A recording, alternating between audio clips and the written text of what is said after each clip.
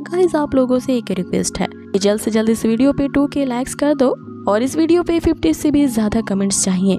जल्दी से हमारा ये टारगेट पूरा कीजिए ताकि आपको इसका अगला एपिसोड और भी जल्दी मिल सके। जैसा कि हमने लास्ट एपिसोड में देखा था कि उसी U2 टावर में ये तीनों किसी खास ट्रेजर की तलाश में होते हैं, जिसके अलग अलग फ्लोर्स को पार करने के बाद उन्हें वो ट्रेजर्स मिलने वाले थे। किनान यहाँ जो होता है वो हर एक फ्लोर पे बने हुए रिस्ट्रिक्शन को अपने स्पिरिचुअल आई से आसानी से देख पाता था, इसीलिए वो अपनी स्पिरिचुअल आई का यूज करके टॉप फ्लोर पे पहुंच जाता है, जिसके पीछे पीछे ये दोनों भी चले जाते हैं, जहाँ उन्हें एक अलग ही किस्म का वुडन बॉक्स मिलता है। ये वही वुडन बॉक्स होता है जिसमें वो खास तरह का ट्रेजर होता है, जिसके बारे में म्याओ म्याओ ने रूमर सुन रखा था।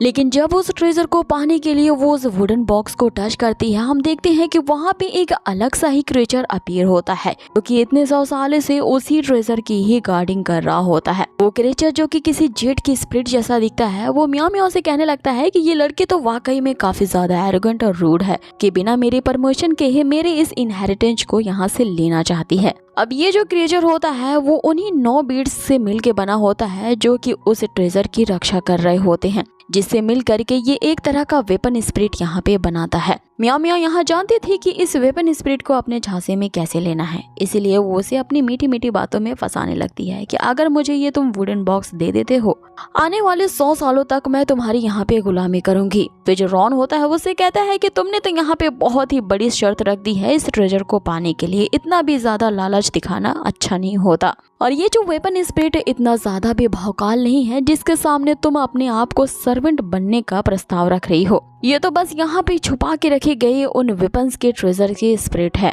और इस स्पिरिट की ताकत तो एम्परर लेवल से भी कम है, जिसपे वो स्पिरिट यहाँ उन्हें बताती है कि वो एक 9 वेपन स्पिरिट है, जो कि भले ही एम्परर लेवल से कम की है। यहाँ पे वो इस वुडन बॉक्स की रक्षा कर रही हैं ताकि वो अपना आने वाला नया सक्सेसर चुन पाए। लेकिन तुम तीनों में से इसे पाने वाला बस एक ही उत्तराधिकारी यहाँ पे होगा, और जब तुम में से एक यहाँ का सक्सेसर बन जाएगा तो इस फ्लोर पे जितने भी सारे ट्रेजर्स हैं वो सारे के सारे तुम्हारे होंगे। साथ ही यहाँ पे एक खास तरह का खुफिया कमरा भी बनाया गया है, जहाँ पे ऐसे वेपन्स रखे गए हैं जिनके बारे में तुमने कभी सुना भी नहीं होगा, और उस खुफिया कमरे के सारे वेपन्स भी तुम्हारे होंगे। अब ये सुन के तो म्याओ म्याओ से रहा नहीं जाता और वो तुरंत ही पूछ बैठती है कि हम में से कौन इसका अगला सक्सेसर बनेगा, जिसपे स्पिरिट उन्हें बताती है कि ये इनहेरिटेंस तो सिर्फ एक ही बंदे को मिल सकती है, और वो पर्सन वही बंदा होगा जो तुम में से यहाँ पे जिंदा बच के जा पाएगा। जो तुम तीनों में से यहाँ पे जिंदा बचेगा वही अगला सक्सेसर बनेगा। अब ये सुनते ही म्याओ म्याओ यहाँ दुविधा में आ जाती है कि अब वो क्या करेगी। सक्सेसर बनने के लिए वो अपने दोस्तों के तो बलिदान नहीं चढ़ा सकती, इसीलिए वो स्पिरिट से कहती है कि उसे यहाँ का सक्सेसर बनने में कोई इंटरेस्ट नहीं है, वो बस यहाँ का रखा हुआ खजाना चाहती है।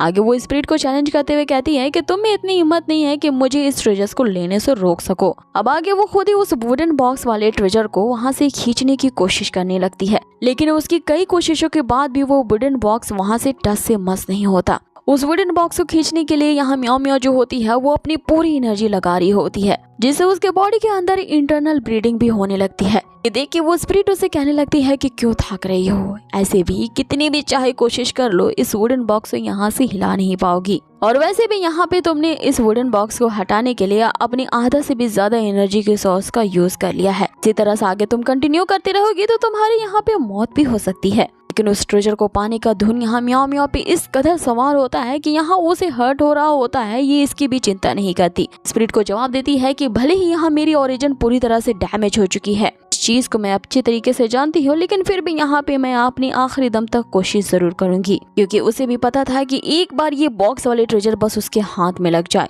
तो उसे अपने ओरिजिन को वापस से रिट्रीट करने में 10 गुना ज्यादा फायदा मिलेगा। अब इस कदर उस ट्रेजर बॉक्स को पाने के लिए वो इतना ज्यादा सफर कर रही होती है, ये देख करके रॉन से रहा नहीं जाता और वो सीधा ही म्याओ म्याओ की हेल्प करने के लिए उस स्पिरिट पे ही अटैक करने लगता है। लेकिन स्पिरिट के मात्र एक पंच से ही रॉन एकदम दूर जा गिरता है। आगे हम देखते हैं कि उस वुडन बॉक्स को वहाँ से लेने के लिए अब किनान भी म्याओ म्याओ की मदद करने लगता है, लेकिन वो जो स्पिरिट होती है वो उन दोनों को ही दूर कर देती है उस ट्रेजर से कहने लगती है कि मैंने तुम्हें पहले ही बताया है कि इस बॉक्स को यहाँ से तुम हिला भी नहीं पाओगे, और अभी भी वही कह रहा हूँ कि तुम्हें यहाँ का सक्सेसर बनना पड़ेगा, तभी यहाँ के ट्रेजर्स तुम्हारे होंगे। लेकिन सक्सेसर सिर्फ एक ही बंदा बन सकता है जो यहाँ पे जिंदा बचेगा। अब यहाँ पे इन तीनों में से कौन जिंदा बचेगा, इस बात को परखने के लिए वो जो स्पिरिट होती है इन तीनों को ही टेलीपोर्ट करते हुए एक अनदर वर्ल्ड में भेज देती है, जहाँ पे इनके साथ कुछ ऐसा होता है जो कि आप लोगों की सोच से एकदम बिल्कुल परे होगा। ये दोनों ही उस अजीब सी जगह पे पहुंचते हैं और उस जगह का असर इन पे दिखने लगता है। वो जो स्पिरिट होती है सबसे पहले अपना दाव वो रॉन पे खेलती है। वो पूरी तरह से रॉन को अपने वश में कर लेती है। इससे रॉन जो होता है वो उन दोनों को मारने के लिए उतारू हो जाता है। यहाँ रॉन पूरी तरह से उस स्पिरिट के वश में होता है और उन दोनों से कहने लगता है कि जब यहाँ से सिर्फ एक ही बंदा जिंदा वापस जा पाएगा वो बंदा मैं ही हूँगा, और इस बात का डिसाइड हम तीनों एक दूसरे से फाइट करके करते हैं। म्याओ म्याओ इस फाइट से किनान को दूर करती है और खुद ही रॉन का सामना करने के लिए उसी बिहाई फैमिली के हेड उस टकले का वेपन वो निकालती है जो कि उसने उससे जबरदस्ती जब्त कर लिया था। अब ये जो व्हील वेपन होता है वो काफी ज्यादा शार्प होता है जो कि सीधा जाके रॉन पे अटैक करता है। रॉन ने भी इस व्हील को रोकने के लिए अब अपनी ग्रीन इलेक्ट्रिक वेव जनरेट कर ली होती है। अब आगे वो इसी थंडरबोल्ट का यूज करते हुए वो एक शानदार सा फॉर्मेशन बनाता है और इसी फॉर्मेशन से निकलती हुई थंडरबोल्ट लगातार म्याओ म्याओ पे अटैक करती ही जा रही थी, लेकिन म्याओ म्याओ जो होती है वो उसके हर एक अटैक को आसानी से डॉज कर लेती है।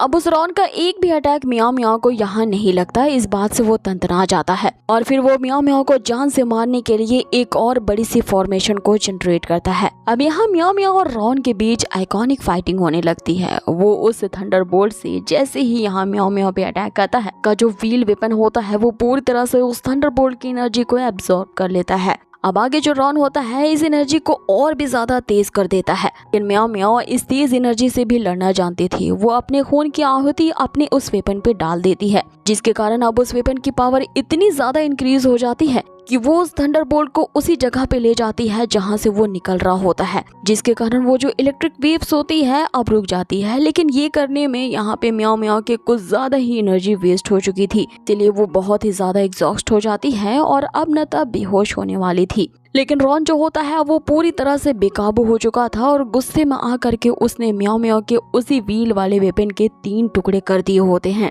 अब वो म्याओ म्याओ और किनान को मारने के लिए अपने एक और नए पैतरे का यूज करता है। वो अपने मुंह से इतनी तेज साउंड एनर्जी रिलीज करता है, इसकी फ्रीक्वेंसी ये दोनों बर्दाश्त नहीं कर पाते। अब म्याओ म्याओ इस फ्रीक्वेंसी को रोकने के लिए अपने एक लोटस फॉर्मेशन को क्रिएट करती है। इससे वो फ्रीक्वेंसी तो रुक जाती है, लेकिन यहाँ म्याओ म्याओ को उसी थंडरबोल्ट में वापस से वो रॉन जो होता है वो कैद कर लेता है। अब म्याओ म्याओ पूरी तरह से उन दोनों फॉर्मेशन के बीच फंस चुकी थी और उस पे लगातार वो ग्रीन इलेक्ट्रिक वेव से अटैक कर रही होती हैं, जिसके कारण यहाँ पे रॉन को लगता है कि उसने म्याओ म्याओ को मार डाला है। लेकिन पासा तब पलटता है कि जब म्याओ म्याओ अपने उसी टूटे हुए वेपन के एक हिस्से से पीछे से रॉन पे अटैक करती है और उसका काम वहीं तमाम कर देती है। रॉन के मरते ही वो फॉर्मेशन भी अपने आप टूट जाता है और म्याओ म्याओ अपने आप को आजाद करवा लेती है। किनान उसे संभालने के लिए आता है, जिसे वो कहती है कि अब उसके अंदर इतनी ज्यादा ताकत नहीं बची है कि वो अब आगे जिंदा रह पाएगी, इसीलिए उसे इस मौके का फायदा उठाना चाहिए और अब हम दोनों ही मर चुके हैं तो किनान ही उस वेपन स्पिरिट का अब अगला नया सक्सेसर बन सकता है, जिसके कारण सारे ट्रेजर्स उसके होंगे। किनान उनसे कहता है कि इस तरह की बकवास करना बंद करो, तुम्हें कुछ नहीं होगा और वैसे भी मुझे सक्सेसर बनने में कोई इंटरेस्ट नहीं है। मैं कोई ना कोई रास्ता जरूर ढूंढ लूंगा जिससे हम दोनों यहाँ से जिंदा वापस जा पाएंगे।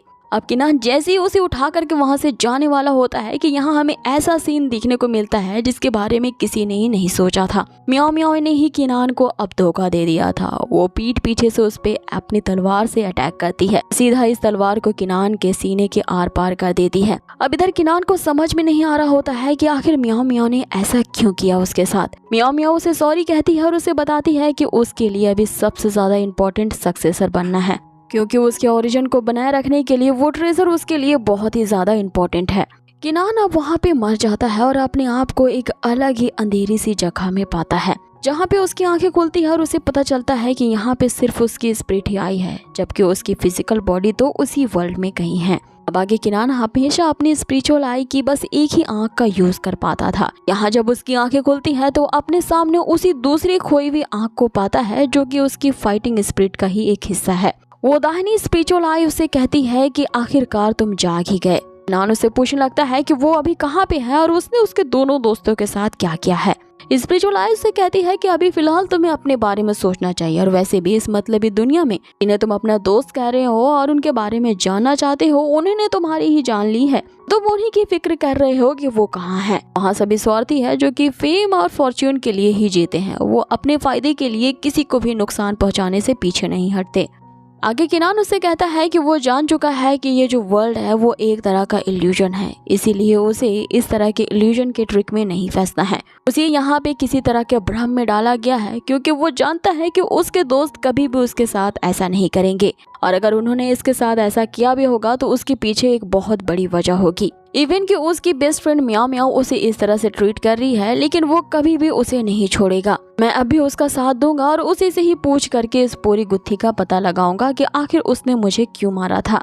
जिस पे वो स्पिरिचुअल आई से कहने लगती है कि मैं तुम्हारी खोई हुई आँख हूँ, जो कि तो इतनी मुश्किलों के बाद मैंने तुम्हें यहाँ पे बुलाया है क्योंकि मैं तुम्हारी बॉडी को गॉड ऑफ वॉर के सोल के साथ मर्ज करना चाहता था, क्योंकि गॉड ऑफ वॉर की जो अपीयरेंस है वो पियरलेस है, यानी कि उसे कोई भी नहीं हरा सकता। मैंने सोचा था कि तुम्हारी बॉडी में अगर उसकी सोल को मर्ज कर दिया जाए तो फिर उसकी स्पिरिट तुम्हारी बॉडी के साथ मर्ज होकर के कल्टीवेशन वर्ल्ड के नए रिकॉर्ड्स तोड़ डालेगी, लेकिन तुम तो यहाँ पे अपनी इमोशनल फीलिंग के चक्कर में ही ट्रैप होकर के रह गए हो। तो ये फीलिंग्स तो तुम्हें एक दिन गड्ढे में गिरा देंगे, और तुम जैसा बंदा तो गॉड ऑफ वॉर के सोल जो तुम्हें मिली है तुम तो इसके काबिल भी नहीं हो, और आज मैं तुम्हें इसी बात की सजा देने वाला हूँ कि तुम्हारी बॉडी को गॉड ऑफ वॉर का सक्सेसर होने से दूर कर दूंगा। ऐसा कहती है उसकी जो खोई हुई स्पिरिचुअल आई होती है वो वापस से उसी की बॉडी में जाने लगती है। इससे यहाँ किनान को काफी ज्यादा पेन होने लगता है। आगे हम देखते हैं कि किनान ने जो सोचा था कि उसके फ्रेंड उसके साथ ऐसा नहीं कर सकते हैं, बिल्कुल वैसा ही होता है। म्याओ म्याओ और रॉन दोनों ही जिंदा होते हैं और वो अभी भी किनान को ही ढूंढ रहे होते हैं।